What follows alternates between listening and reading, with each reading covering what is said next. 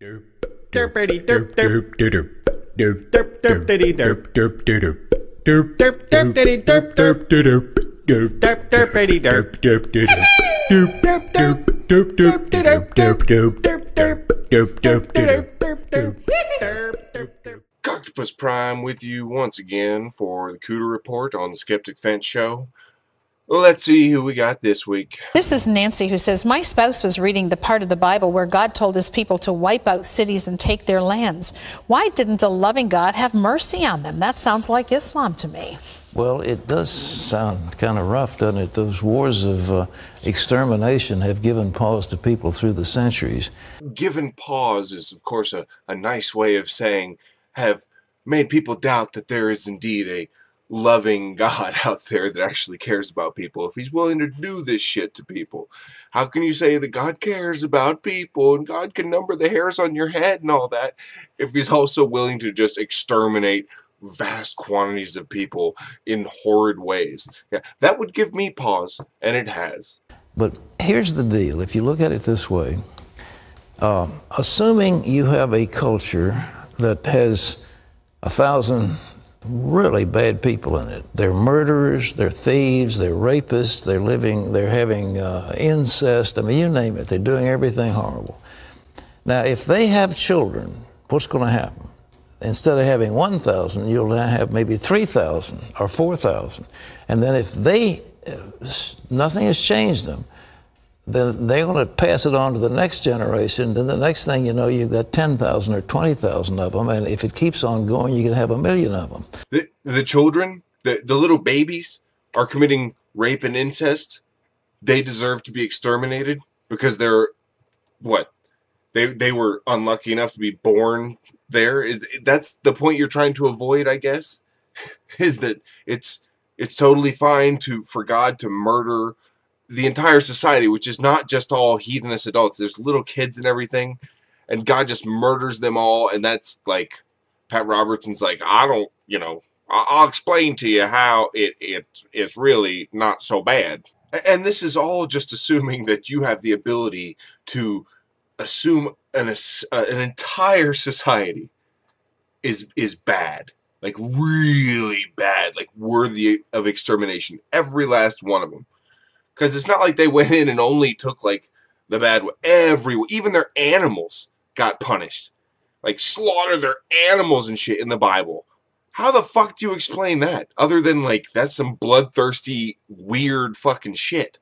So what's the most merciful thing for a loving God to do is to take the 1,000 and get rid of them. And that's what he did. I mean, he sent his people in to say, these people have had, like, hundreds of years, and they are rebels, and they are depraved, and the earth needs to get rid of them. Now, it sounds cruel, but in the long run, it's more merciful. Yeah, well, that totally sounds like something an all-loving and all-knowing God that created his children and really cared about us. That sounds like something he would do. Instead of, like, he's God. He could just make them not be bad. No.